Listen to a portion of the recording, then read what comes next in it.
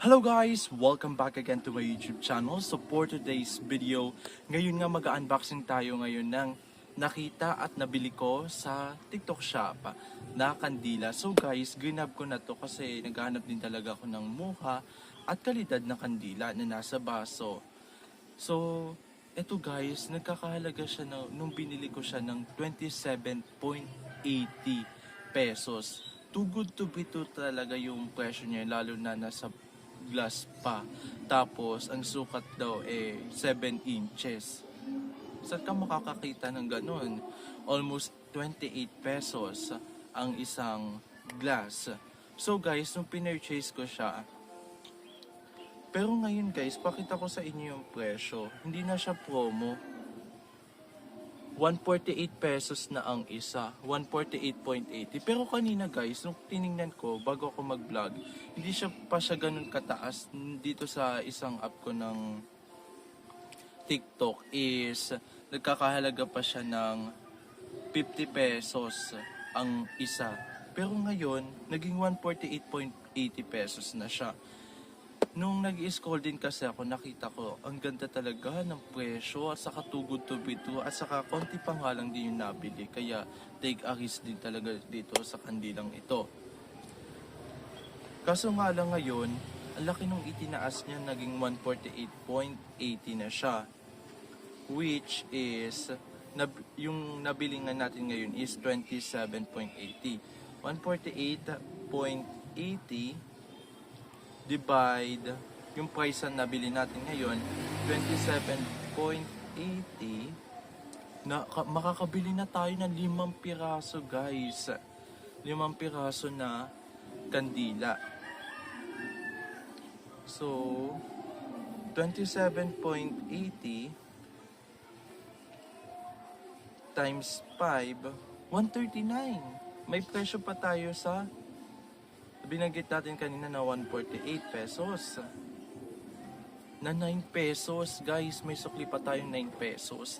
Pero ngayon nga, guys, ang nabili ko lang kasi is 2 piraso. Kasi nga, guys, kapag bumili ka ng dalawa o higit pa nung pag-purchase ko, tinay ko kasi, is magkakahalaga siya ng 150 pesos din naman. 150 pesos.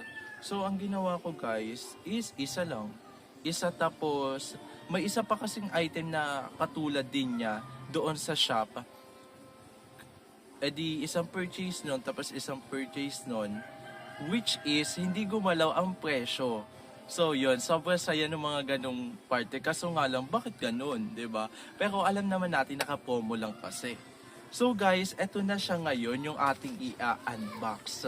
So, ito yung tinake a risk natin na kandila na 27.80 pesos. So, kumbaga, para din siyang product review na din kung legit ba talaga. Ito guys, literal talaga to na unboxing kasi hindi natin alam kung scam ba talaga ang 27.80 na presyo ng kandila na nasa baso. Kasi kailangan ko na din talaga na ito na ginagamit natin bilang isang Katoliko sa ating pananalangin, pagdarasal ng Santo Rosario, pag-alaala sa ating mga yumao, at iba pang pagkakataon. So, ito na siya guys. So, may nakalagay pa na fragile. So, ever. So, mukha namang totoo kasi medyo mabigat din talaga siya. Titingnan natin ngayon. Ang pinili ko guys, dalawang option siya guys, which is yung isa 3-day candle at saka 5-day candle. Yung nabili natin 5-day candle. So sana tumagal talaga to ng 5-day candle. Pero hindi naman natin siya sisindihan ng buong 5 araw na nakasindi lang. Syempre may mga pagkakataon lang na ating sisindan ito kung kailan tayo magdakasal kasi guys, 'di ba? Iniingatan din natin na hindi masunog ang ating bahay. Siyempre, kung kailan lang tayo magdakasal at may nakakakita o may nagbabantay doon sa kandila, doon natin siya sisindihan upang sa ating kaligtasan. So guys, samahan nyo na tayo sa pag-unboxing ng produkto na ito. Legit ba talaga? So guys, ngayon na nga, i-unbox na natin itong dalawang item na to. Kung legit ba talaga. Ako'y din kinakabahan. Yan, kasi First time ko makabili ng gantong item na mura talaga. Ayan guys. TikTok shop. 27.80 pesos. Guys, nakita ko na yung item natin na 27.80 pesos.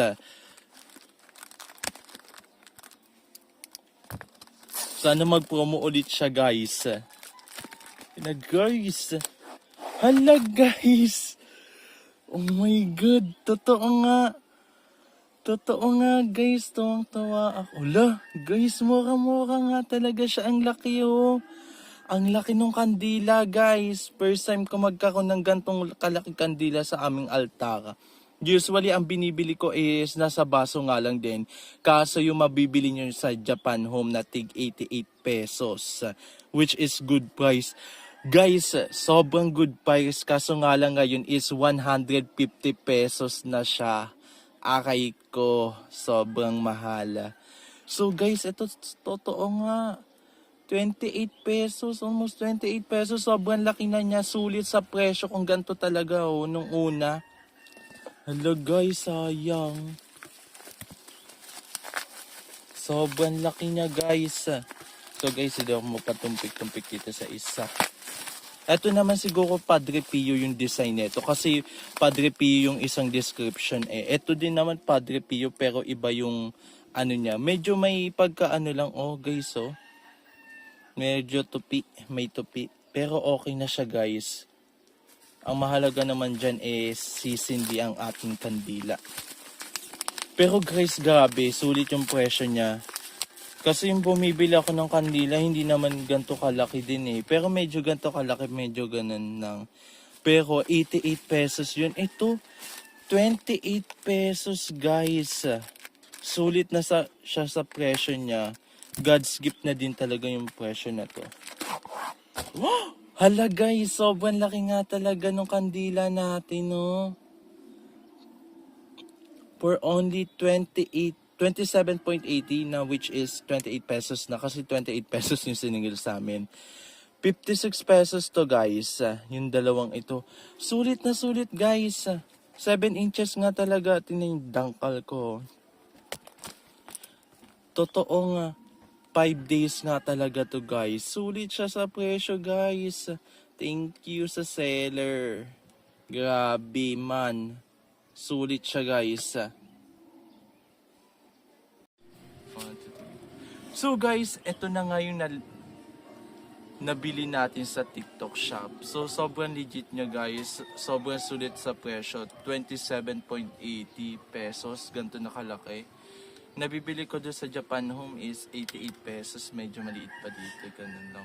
Pero yun naman, glass. Literal na glass. Ito kasi plastic yung kanyang candle holder. Yung kanyang, ayan, candle glass, plastic. Pero medyo may kandilan din naman ako dito na na-testing na din na ganun.